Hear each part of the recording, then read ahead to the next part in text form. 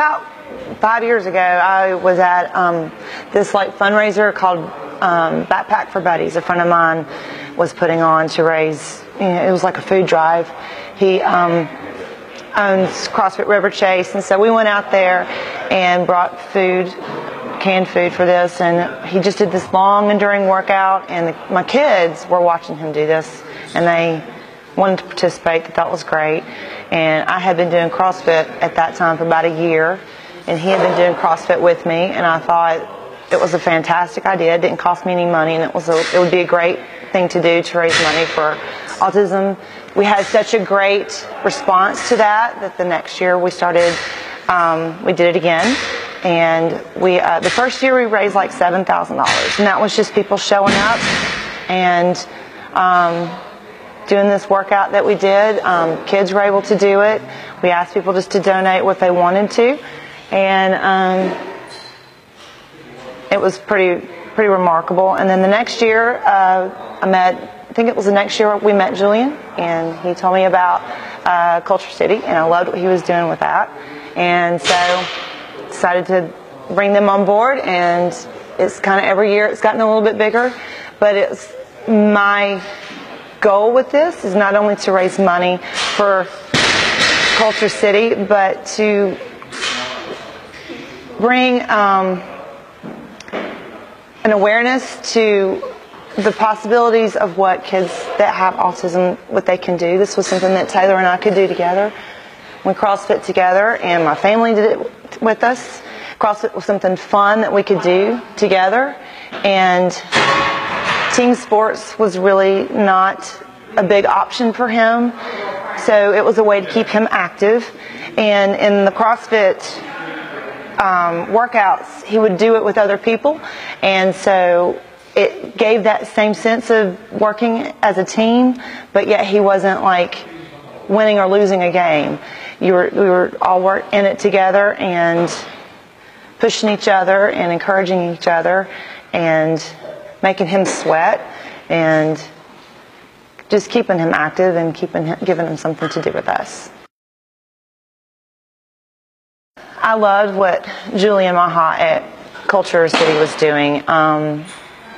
If there had been something like that around when he was younger, this was my opportunity to spread the word and give this information to other parents who were just now starting this journey, and to let them know that there are so many more options and networks out there and support systems that can assist, that they're not out there alone. And Culture City is definitely one of those programs that reaches out and just helps.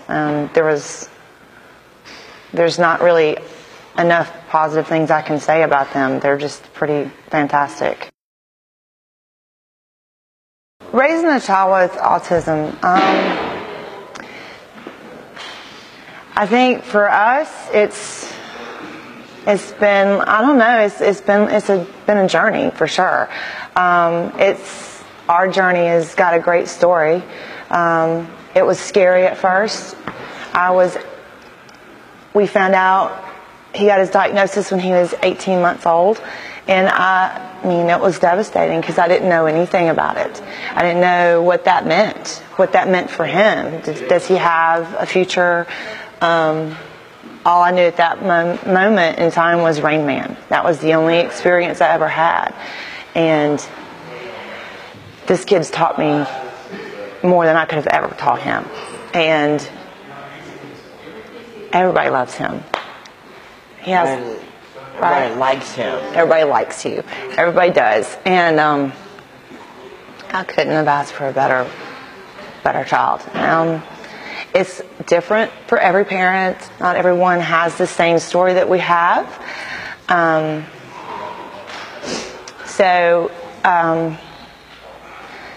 But I never let autism be an excuse for him. We went to speech therapies together. I found things that he liked to do, and we went with that, and we made it to his advantage. We kept him in public schools so that he could learn what the world was like. and the world could learn what he was like. And his friends, he's got an amazing group of friends. He graduated from high school last year, and it was one of our most proud moments for him, and he was proud of it too. Were you glad to graduate from high school? Yeah. Yes. And I just having the access that's out there now to all the support groups is so huge for parents now. There wasn't anything like that when he was little, and so I didn't really have many people to ask advice from what to do. So I just kind of did it on my own, and nobody told us not to do anything, so I never gave up. And when he stopped talking, we said that's not going to happen, and we took him to speech therapist, and we made him continue to talk, and we learned how to talk for him and with him. And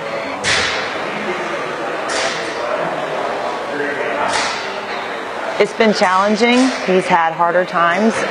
Some things are a lot harder for him than others, and some things are very easy, and we take the good with the bad.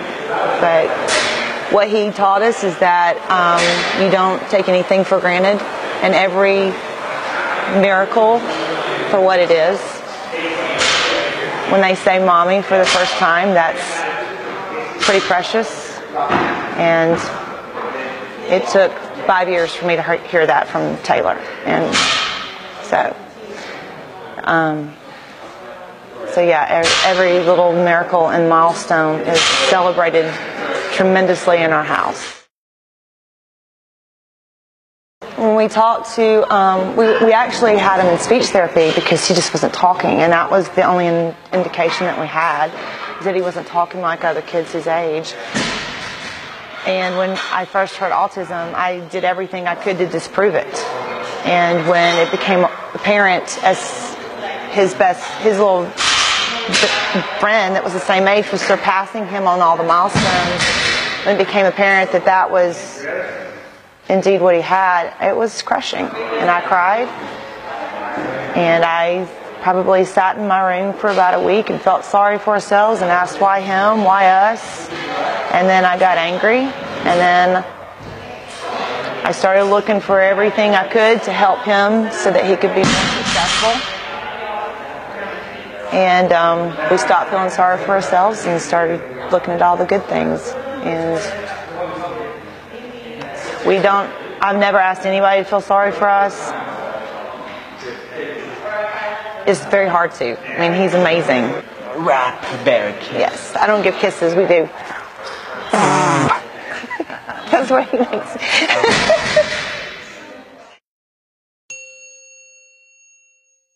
What do you think about us doing WODism for autism?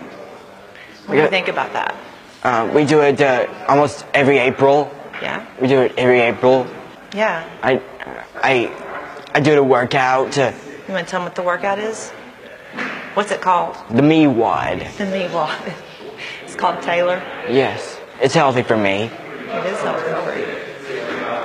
You get to do handstands? Yeah. So tell them what movements are in the workout, Taylor. You remember? Rings. Ring push-ups. Squats. Handstands. Yeah. And shoot-throughs. Yeah. All gymnastic movements. Yeah. And it's named after you. Yeah. What is your favorite part about WODism, though? What did you tell me is your favorite part? Playing the music. Playing the music. You like being the DJ? Yes. Yeah. So what's your favorite part about doing CrossFit with me? Why do you like to do CrossFit? It's good. Does it make you strong? Yeah. Is it fun to do with your brothers? Yeah. Are you stronger than your brothers? Yeah. What about your dad? Yeah. You're stronger than your dad? I think. No. Not really. Yeah. So, and you like working out with Clay, the owner here at CrossFit Over the Mountain? Yeah. Yeah. So.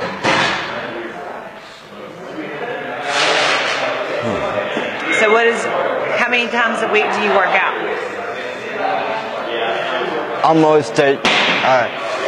Almost every week. Every week?